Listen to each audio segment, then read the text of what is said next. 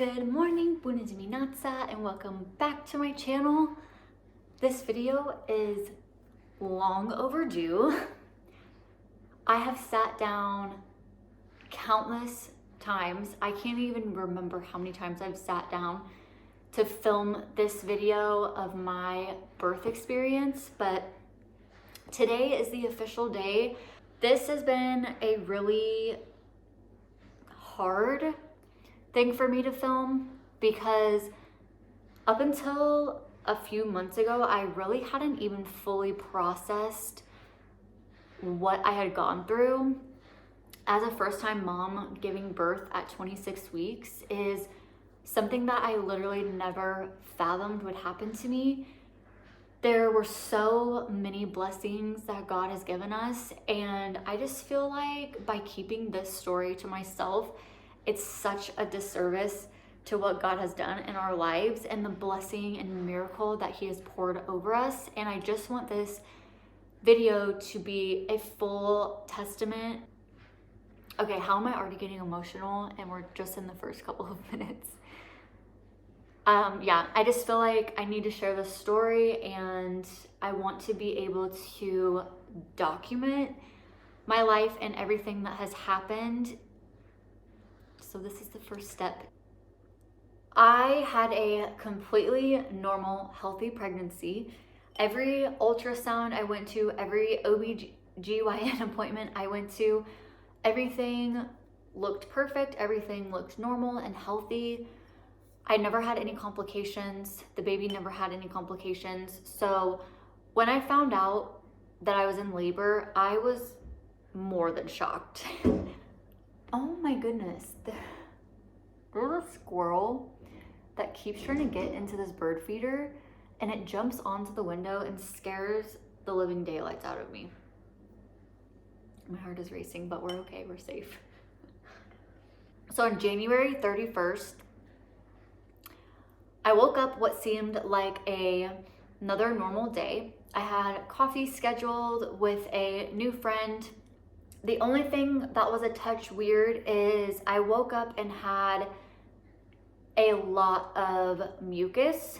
Whenever I was doing research, Google was saying that the increased amount of mucus was normal for pregnancy, that you can expect that to happen as you progress into your pregnancy. So to me, this was just another normal thing happening. Looking back now and knowing what I know, obviously the amount of mucus that I was having was extremely abnormal. This wasn't like a slight increase, it was an immense increase.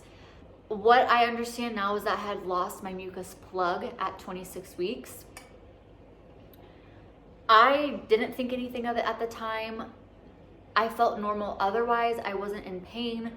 I wasn't experiencing any other symptoms, and I could still feel my baby moving. And so to me, it was just another day. I just moved on, kind of didn't think about it anymore. Went to coffee with my friends, spent a few hours there. I started getting a little bit of a stomach ache, but I do struggle with IBS. And because I was meeting somebody new and going out for food or drink, usually eating out or travel are like my two triggers that really cause anxiety, and then I get flares from that. So this wasn't weird for me to get a flare, honestly. So I told her I wasn't feeling very well, decided to go home. Went on about my day. I think I took a nap, woke up and was getting ready for dinner with my husband. And at this point, I started experiencing some Braxton Hicks. I had been feeling a little bit of Braxton Hicks here and there. They were not regular, they were not timed, they were nothing special, nothing crazy. So it was always something that I dismissed.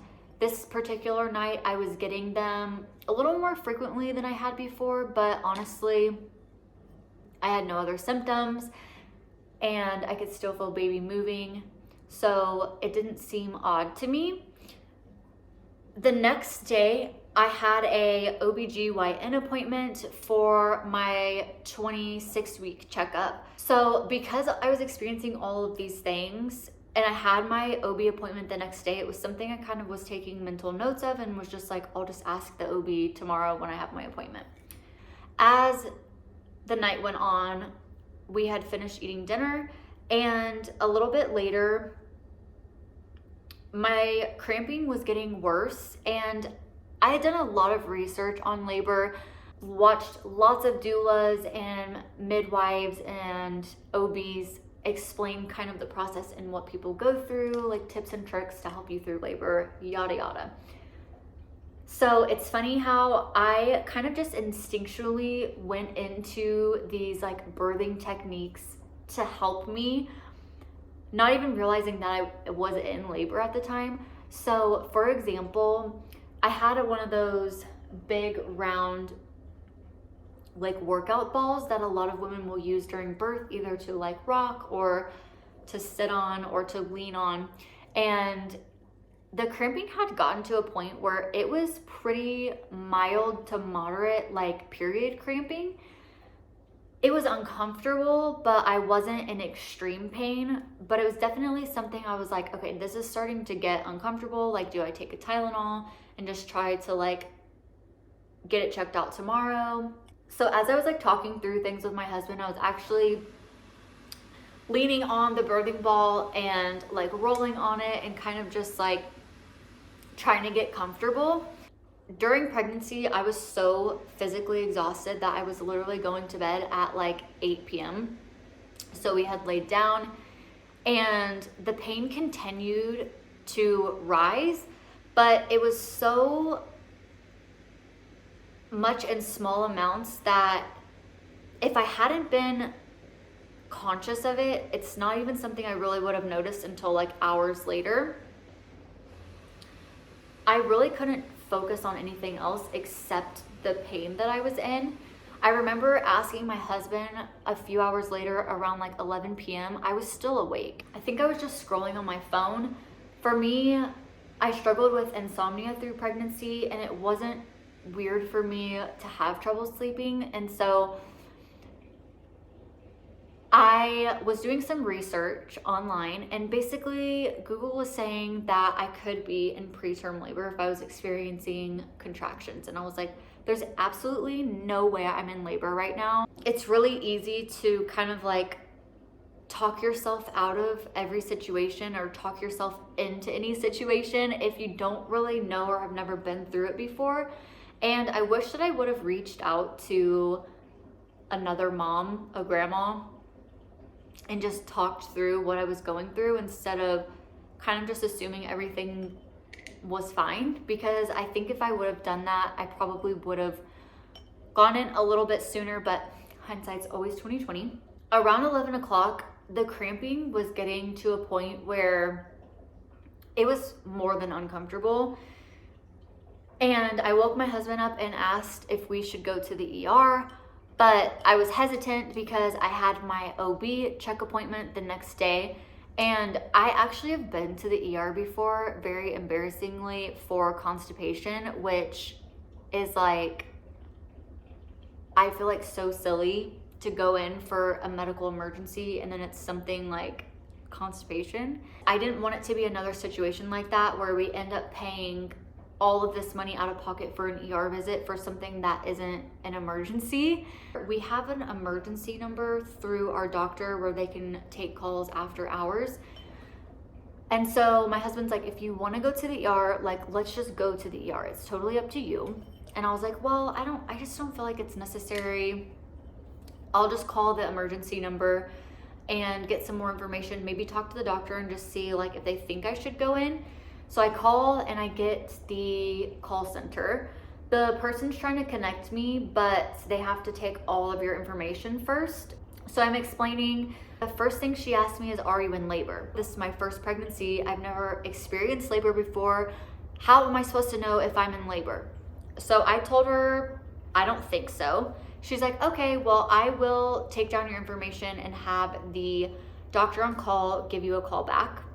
I put that kind of out of my mind after that phone call. Let's just try to go back to sleep and sleep it off. A couple of more hours went by and it got to the point where the pain was so uncomfortable that I couldn't sleep. Literally at this point, I had been up all night. It was 2 o'clock in the morning and I was fed up with the pain. I didn't want to take painkillers for what was going on and I'm so glad I didn't. I'm so glad I didn't just self-medicate and then that would take some of the pain away, because I probably would have stayed home and not gone to the ER if the pain was gone. I woke my husband up again a second time. I still hadn't heard back from the on-call doctor. I actually never received a call back from them ever till this day, and it's been a year since that phone call. I'm glad that I followed my gut and followed my instincts, because this could have been a drastically different outcome. And it's so surreal, like recounting this story and just like going through all of the details, because it's so unfathomable to me that I experienced this and that I went through something like this. I decided that I was gonna start timing my contractions, or the Braxton Hicks. I started timing them, and I remember in my birthing classes that they were saying that's when you're going through labor, is if your contractions are getting closer together and they're getting stronger, which was happening to me. And I decided I wanted to do like a self exam. What do they call that? Like a pelvic exam. I wanted to see if I could tell how dilated I was, or if I was dilated at all. It's very difficult to do that on yourself, especially when you're not a doctor or anybody certified to even know what the heck is going on. So I was checking, literally had no idea. And I was like, all I can say is that it just felt like that things were just like swollen. That's all. But I didn't know if that was normal or not, because I wasn't like doing regular pelvic checks on myself. Anyways, I wake my husband up again. I told him I felt like we should just go into the ER for peace of mind at this point, because I would hate for something to be seriously wrong and then something happen, and I wish that I would have just gone into the ER and paid the copay. So we get in the car and we go to the ER. At this point, the pain was so bad, I was struggling to hold a conversation. I didn't want to talk. I did not feel good at all. In the car, it's like that car ride felt like the longest 10-minute car ride of my life. We get to the ER and I'm like doubled over holding my stomach. They get me a wheelchair. I'm like sitting in the lobby. Dakota goes and parks the car, because he just parked the car at the front and went in with me. So I told him like, it's fine, just go park the car and come back in. At this point, like I started getting scared. I started getting really anxious, because I had no idea what was going on. Like if something was seriously wrong with the baby, or if something was wrong with me. You kind of just like, it became so real that like we were in an emergency situation, but I didn't know what was happening. And it's just scary to like wonder what's going on with your body and with your baby. This lady in the lobby came over to me and she was asking if I was okay. And then she's like, I've been there before, and like, if you need anything, like I'm over here, I'm just sitting in the lobby. She had no idea what I was going through, but just to be like so kind, to be wanting to support somebody going through something hard is just so thoughtful. I just remember being so grateful for her. And I just remember like, that was the first time I just like cried in that moment, just knowing like you've been seen, that you're going through something. They wheel me down this hallway. So Dakota was with me again at this point. He had come back inside. And this was one of the weirdest parts of the whole entire experience, because it was so, I think it was like, I'm pretty sure it was like 2 a.m. The hallway, like all the lights were off, and there was a little check-in desk back in the corner of this hallway, and there was one room off to the right with one light on. So it honestly looked like a post-apocalyptic movie. There was like a bunch of boxes stacked up so high, like taller than me. I'm 5'2", and these boxes were like so tall against the wall. So stuff was half packed, half unpacked. There was like boxes everywhere. and there was this guy sitting at the desk, and he's like, hey, no one's available right now, but someone will be with you in just a minute. So the nurse came over, she took me into her room. She started asking questions, what was going on, taking notes, and they immediately hooked up 2 straps to me, one to monitor like my heart and blood pressure, and one to monitor the heart rate and breathing of the baby. So they strapped it around the belly. All the while, I'm like still pretty oblivious that I'm in labor. I kind of just knew something was wrong, but didn't realize like that's where we were at in life.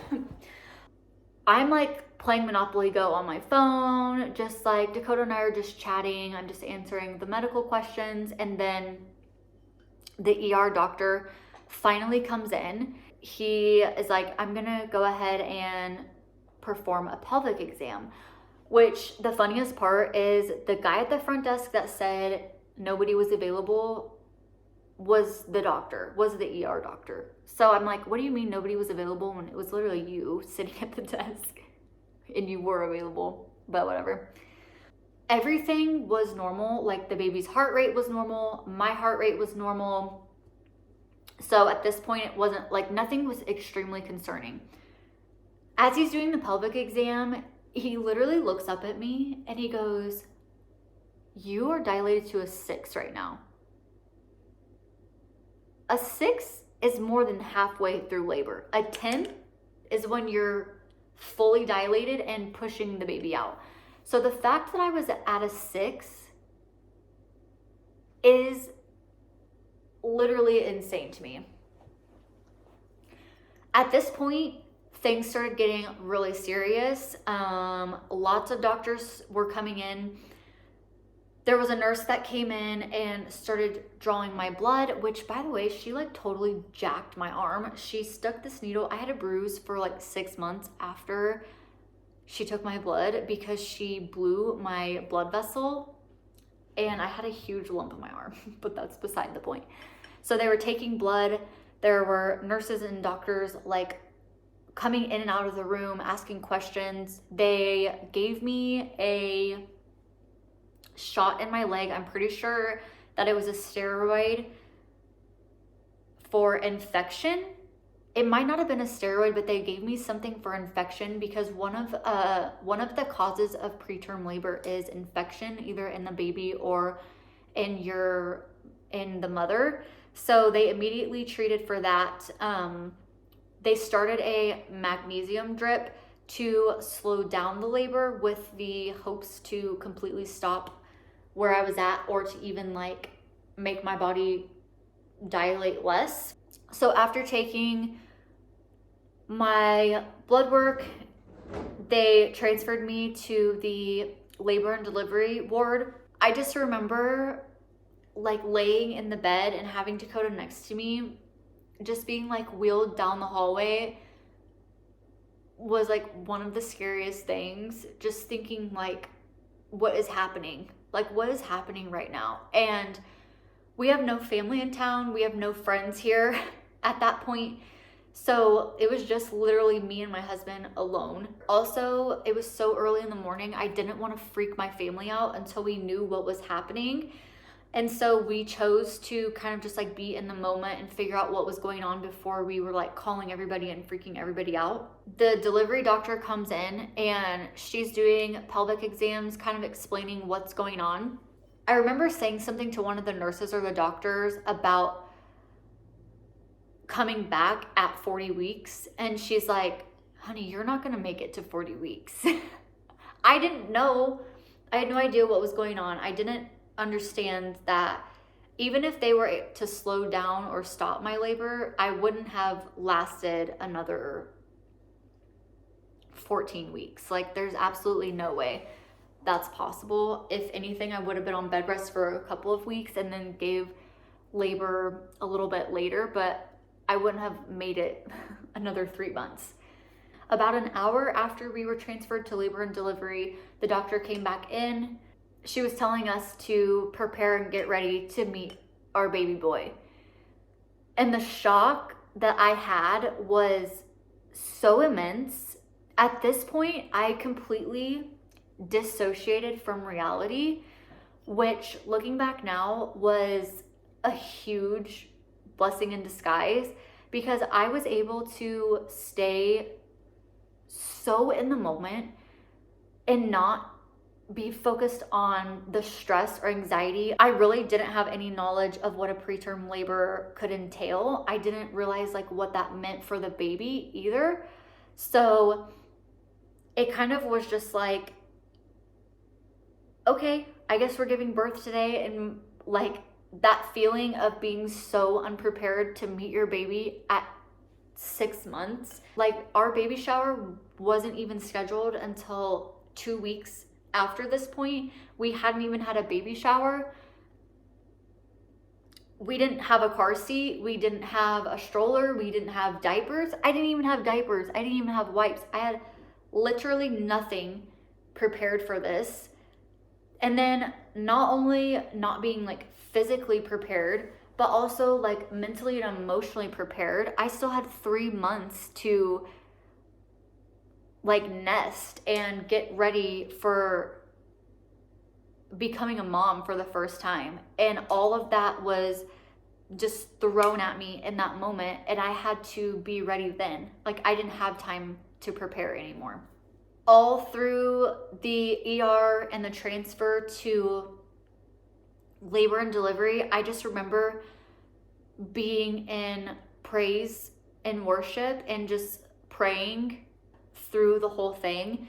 Just like I could not have been more connected to God and the Spirit in that moment. And it's so cool to just experience God's presence in such a way. I've literally never felt his presence like this before, with giving birth to a child for the very first time is such an emotional experience. And then being able to like experience that in such a spiritual way and being connected to God was such an incredible thing. So immediately we turned on K-Love. That was my background music for the next like 6 hours of our labor and delivery. The nurses and doctor were still coming in every hour at this point to continue monitoring the dilation, monitoring my symptoms, monitoring the baby. One of the things that I had wanted with my birth plan, which I feel like it's so funny how God will just like humble you when you feel like you have life figured out and he has such a different plan for you. Literally, my birth plan was 3 pages long of everything that I had researched, every single vaccine, every single medication, every single procedure that the hospital can give and will give you, sometimes without asking because it's just their procedure to just kind of like move through things. I was very, very educated, very prepared for what I wanted and what I didn't want. Although my labor and delivery looked absolutely nothing like I wanted it to, there were a lot of things that I was able to advocate for, which was such a blessing that I had done that research early on. So one of the things that was really important to me is that I wanted to have a completely natural birth with no medication.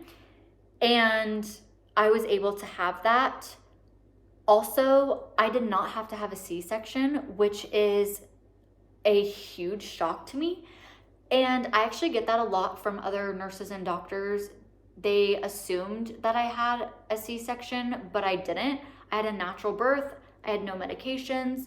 I remember when the doctor was checking the baby's position as well, like literally my baby was head down already in position, like ready for birth.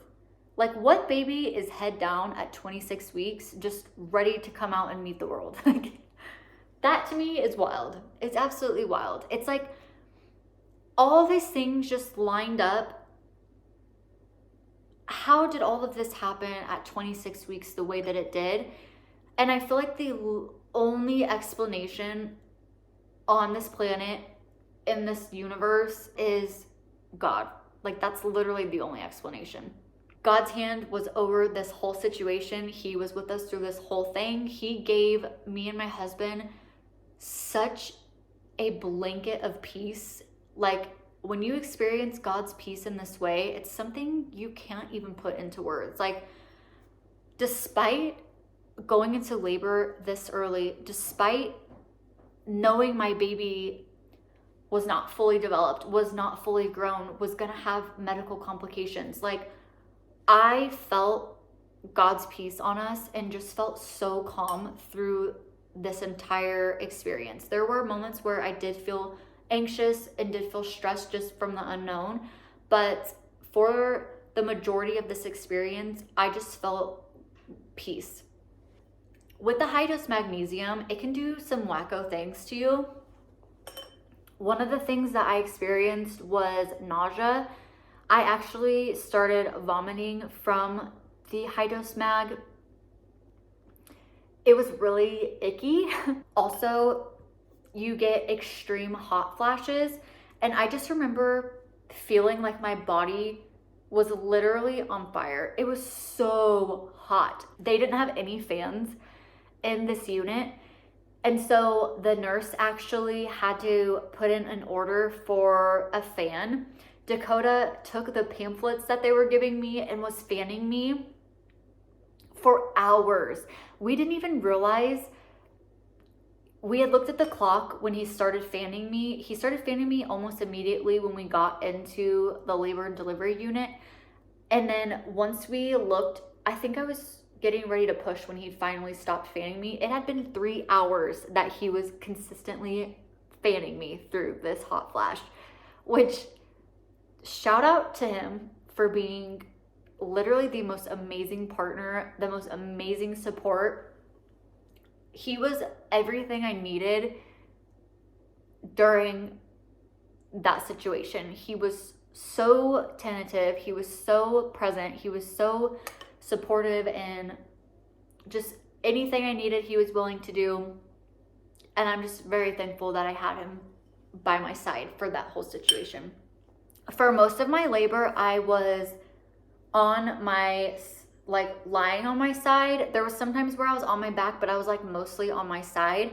And it was important to me to be able to move around and change positions to kind of help the baby drop or to help progress the labor. So I asked the nurse if I was able to do more of like a sitting position. I wanted to be on my knees, kind of like leaning against or like over the back of the bed. Thankfully, I was able to move. I didn't want to do anything that would disrupt or cause harm to the labor and delivery process. So although I was extremely adamant going into my birth that I wanted it to look a certain way, once I got into my labor, I softened so much in my heart and in my mind that whatever was the healthiest option and the best option to make sure that me and my baby were the safest is what I wanted to do. It wasn't about like sticking to my guns and like making sure I got everything I wanted, but being able to advocate for myself and still get things that were important to me.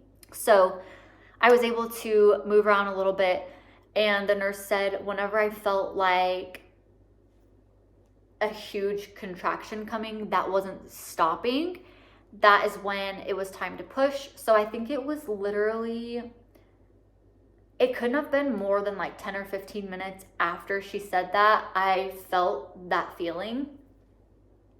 And I told her, I think it's time. They called in the entire medical team, and whenever I looked up, there had to have been more than 15 people in my room. I'm pretty sure there was more than 15 people just lined up on the back wall, just watching me. Like, oh my gosh. It was literally like 2 or 3 pushes, and the doctor was like, I can see him, he's right there. And then we delivered. This is where I think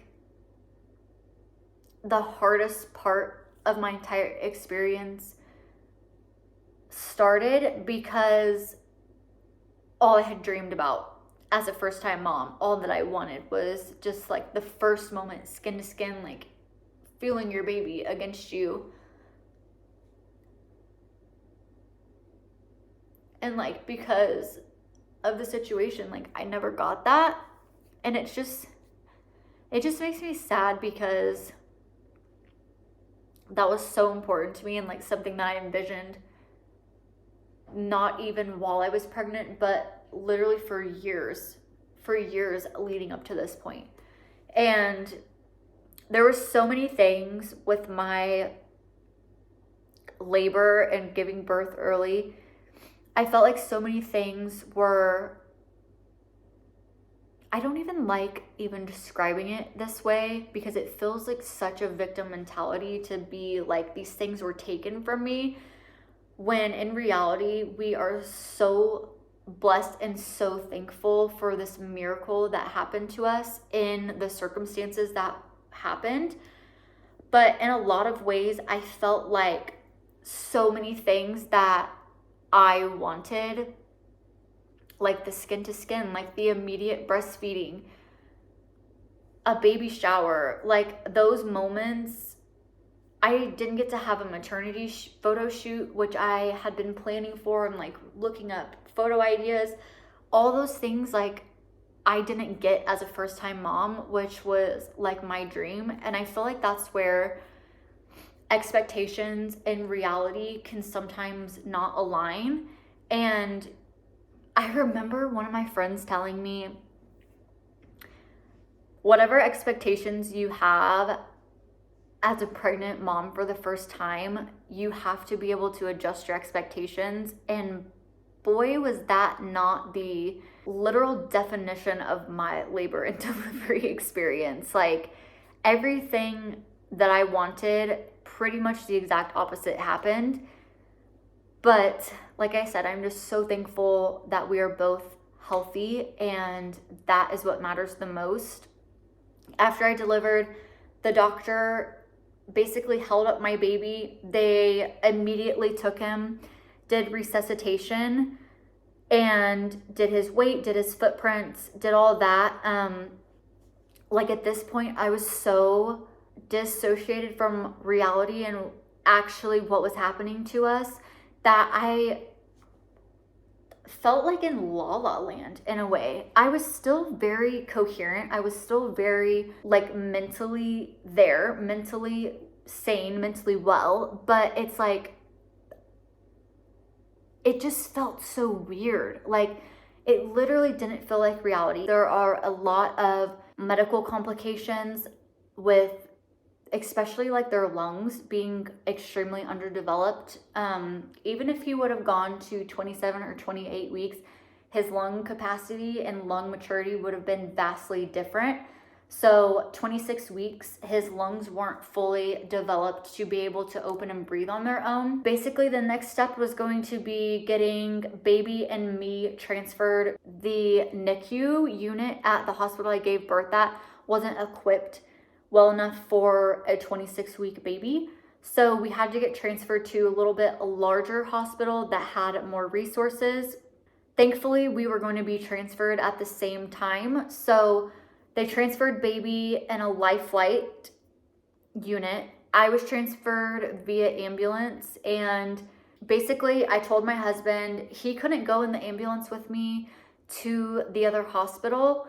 At this point, it was like 6 o'clock in the morning, and I had always said right after I gave birth, I wanted a Jimmy John's sandwich and a Starbucks coffee with caffeine, because during pregnancy, I cut out caffeine. Dakota went to get those things for me and come back and meet me at the new hospital. We had to wait a few hours for Ari to get transferred and get settled into his room. They had so many machines that they had to hook him up to. They had him on a full-blown ventilator to breathe for him. For the first 12 hours, I think, he couldn't breathe on his own.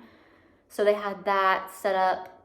There were so many cords and everything attached to his isolate.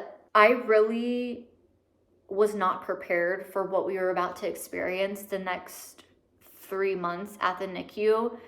I'm going to make this a several part series, kind of explaining our experience and what we went through every single day For 90 days, we were by his side in the NICU. I'll never forget that feeling of seeing him for the first time. After we gave birth, I was looking for content around preterm labor to find just a ray of light and a ray of hope. Honestly, the content that I found was really sad, not a lot of hope. I just wanted to be able to share our story, that there are miracles and there are amazing things that can happen, to be a huge testimony to God's miracle.